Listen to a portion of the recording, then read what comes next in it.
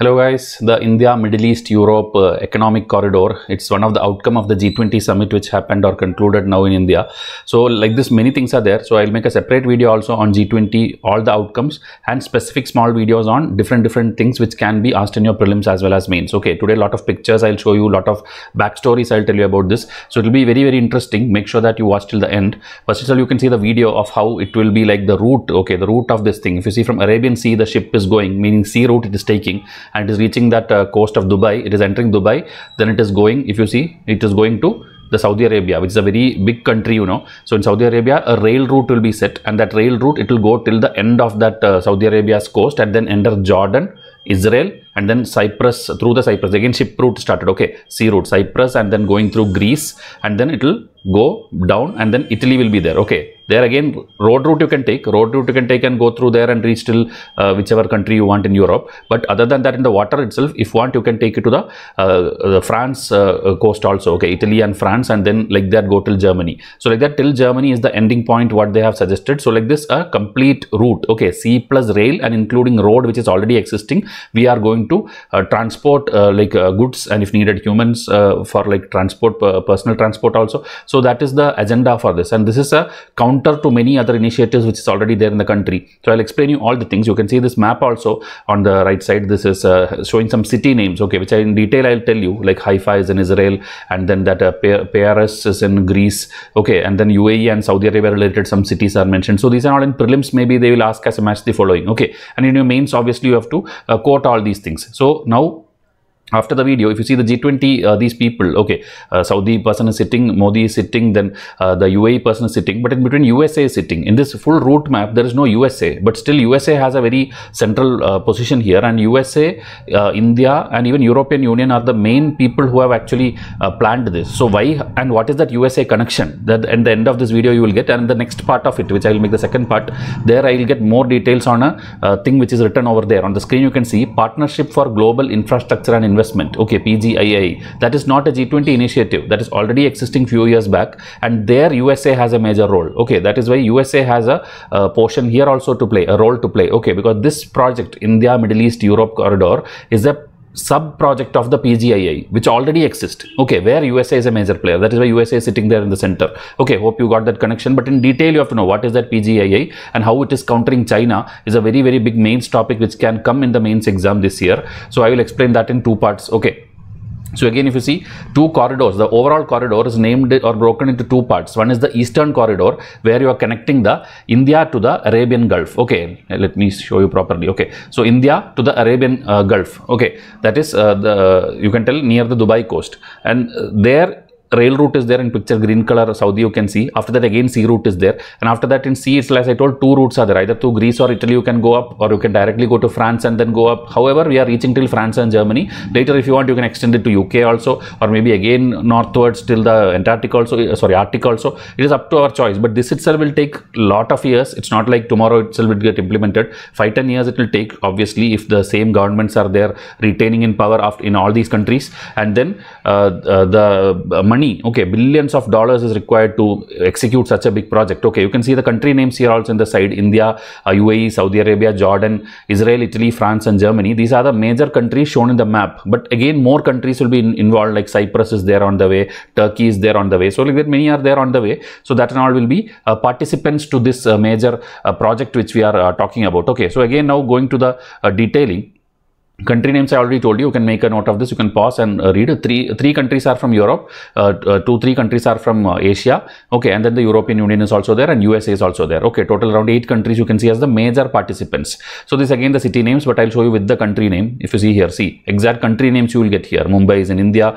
There's Jabal Ali and Guwaifait is in UAE. Then Harad and Riyadh is in Saudi Arabia. Riyadh is also the capital, and then Al Haditha is also Saudi Arabia near the Jordan border. Then Haifa in Israel, and that Paris in Greece. Okay, so these are the major countries of the India, Middle East, Europe economic corridor, which they are also calling IMEC, or also India, West Asia, Europe economic corridor. Different names they have given, okay, because it's just on paper.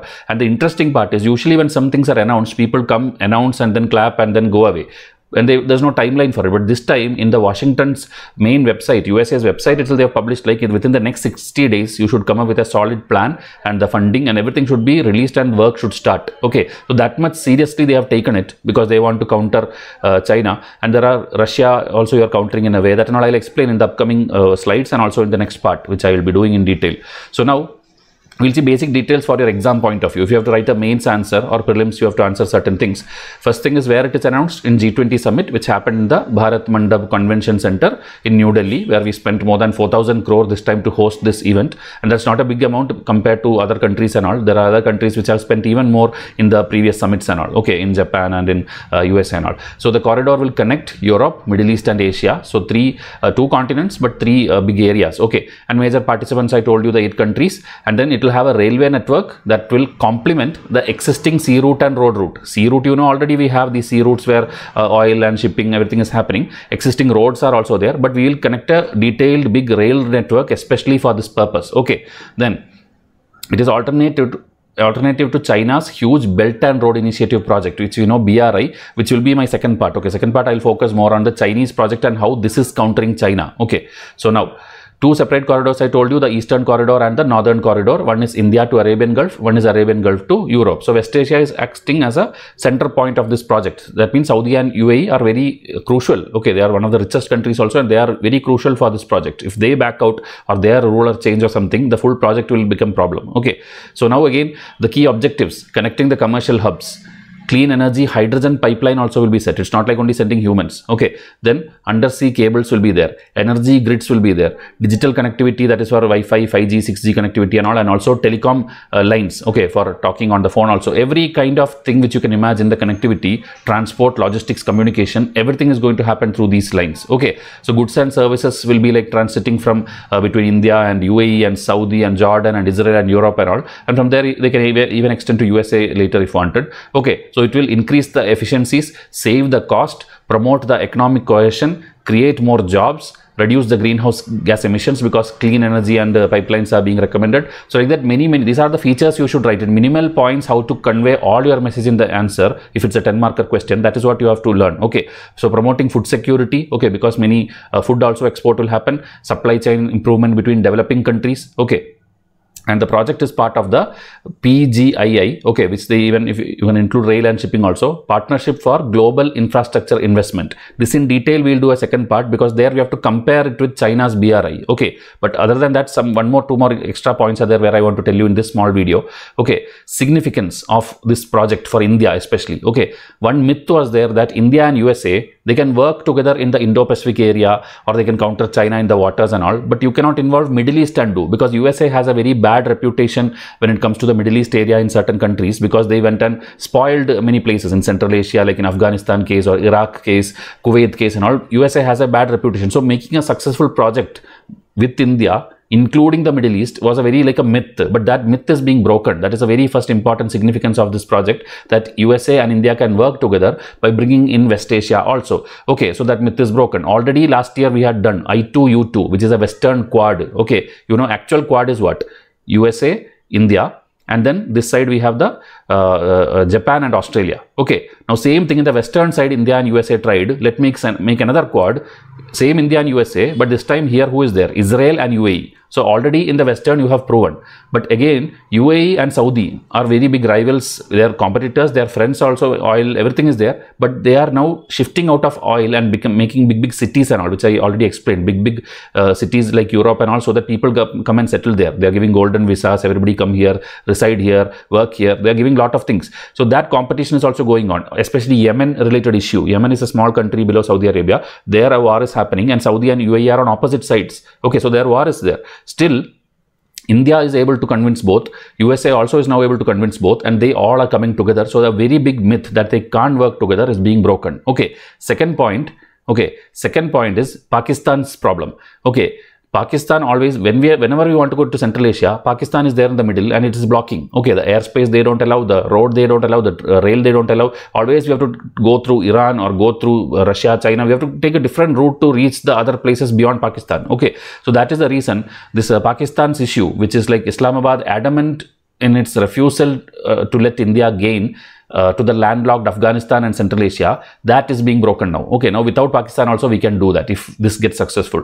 Then India's strategic engagement with the Arabian Peninsula, that is same thing. Arabian countries, our engagement is day by day increasing, and India is like a driver role they are playing in shaping the regional connectivity between India and the West Asian region. Okay, then mobilization of Europe into the infrastructure development in the region. Okay, so Europe is also a country who has certain like they don't invest too much in those areas and all. Okay, they might be investing in Africa, they might be investing in somewhere else, but in the Middle East a lot of infrastructure related projects they have not done. So now through this project they are ready to put 300 million euros for the infrastructure in the next 5 years.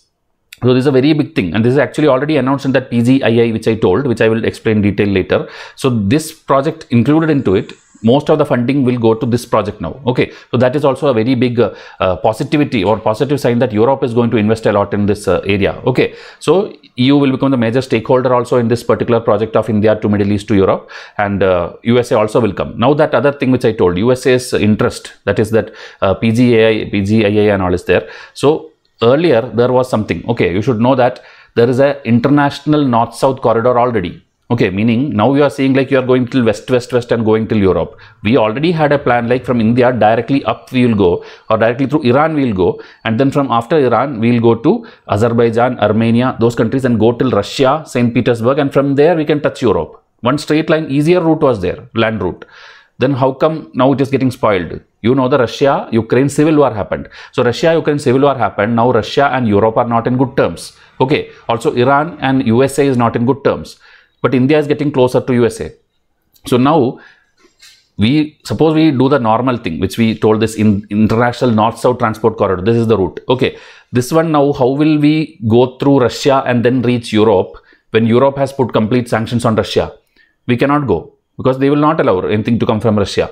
So we need to look our safety. We need to still reach Europe through different routes. So we thought, let's now make this new thing where we'll go to Saudi. Okay, if you see that Iran's line is gone, instead we are going to Saudi. Okay, a different line, and then we'll go to Europe. So we have looked for our stability and our goodness, and we have cancelled this. It's not cancelled. This project is still active. Okay, but because Russia's war is going on, no, too many things are not happening. Even though Russia, Iran are signing a lot of things, okay, because they are all on Russia side only. So Russia and Iran recently also, 1 month back, they have signed a railway line where they will, I'll show you the picture also, they signed a thing where railway line is constructed as part of this INSTC. Okay, so this is there, but India, Russia, nothing is happening as of now. So India cleverly made a different standard route for them. Okay, so a little explanation about INSTC also for your prelims and mains. It's a big 7,200 kilometer thing. Okay, the new one which we are talking now is around 8,000 something kilometer, because it's a longer route till Europe. This is 7,200 kilometer. Okay, and ship, rail, road, everything is there, because through the Caspian Sea waters and all we have to take, and remaining through the road and rail. And then launched on September 12th, 2000. So that means it is very old project, okay, but still it is not implemented. So Iran, Russia, India is the main players, and between that Azerbaijan and that small countries also will be there. Central Asian countries, you can see Armenia, Kazakhstan, Kyrgyzstan, Tajikistan, Turkey, Ukraine. So if you see, most of the people are Russia aligned countries, okay, who are not in USA side or NATO side. They are mostly neutral or mostly in Russia side. Okay, so Bulgaria also is an observer state there. And then the Baltic countries, if you know here, Baltic countries are there far away. Baltic Sea you can see here. So there Estonia, Latvia, Lithuania, like this 2-3 countries are there, okay, which are all again in little bit not in USA or not in Russia side. So there again you are going to reach, if they also join, you can reach there also through this particular route. And here also 3 corridors are there, like there we saw Eastern corridor and Northern corridor. Here we have Central, Western and Eastern corridor. Everything is almost the same, only different points through which they pass, they have just put different names. Okay, so that I have highlighted: Jawaharlal Nehru Port in Mumbai, the Bandar Abbas Port in Iran, the Strait of Hormuz, which is again near Iran and Oman. Then some Iranian cities are there. Some of the ports in Russia is mentioned.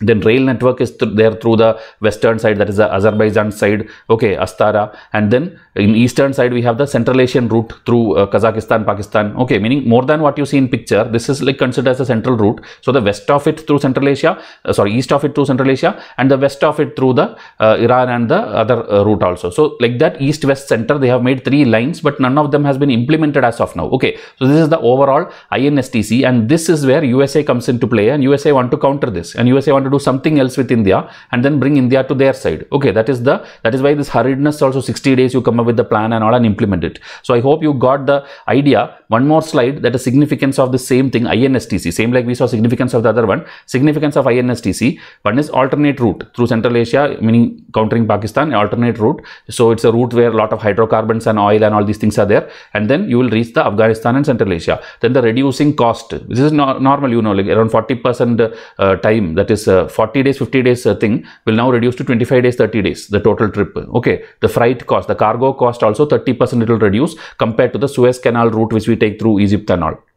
And it's like the Chabahar port, you know, Chabahar port is actually in Iran. Okay, in Iran it is there. So that is a sea port also. So Iran doesn't have many ports which are facing that Oman's sea. Okay, so that one port is there, and that India has already helped or have a deal where we'll construct that port, Chabahar port. So this project includes Chabahar port, and that agreement which India and Iran and everyone has, that will help to increase the trade towards our Afghanistan and Central Asia. Okay, then the Suez Canal blockage, if you remember, in 2021, the Suez Canal, which is a very narrow path, a ship became tilted like this and hit the side of it, and then no other ships could go in both sides. It got stuck. Then you had to bring certain equipments and all, then move the sand and then make the ship go. Okay, so that blockage, billions of dollars of loss happened for the world countries who are actually depending on that one single route. So you need an alternate route. That is why this will help if we implement it. Okay. Then potential to connect Baltic, I already told you, the Baltic countries and all, Latvia, Lithuania and all, there we can have commercial advantage. Even we can extend it to Nordic and Arctic regions. Okay, Nordic Arctic means the Norway and above and the polar related countries. Okay, and then for other things also, humanitarian assistance, if you want to move around very fast, economic development, anything you can use this route. Okay, then regional supply chain across Eurasia. Okay, so always there is a stereotype that East is the producer. Okay, the rice bowl is here, the wheat bowl is here, everything is here, and West is the consumer. But now we can, East itself can produce, East itself can consume also properly. So everything can happen together. Okay, so that way the stereotype can be broken. So these are some unique points you have to write in your INSTC's significance. Okay, so we learned two things now, the India, Middle East, Europe thing, and the India North-South International North-South Transport Corridor, and both are going to be in news for a longer time. But again, I am thinking the Russia's one, the INSTC, may not see progress until that war gets over, which is not going to happen soon.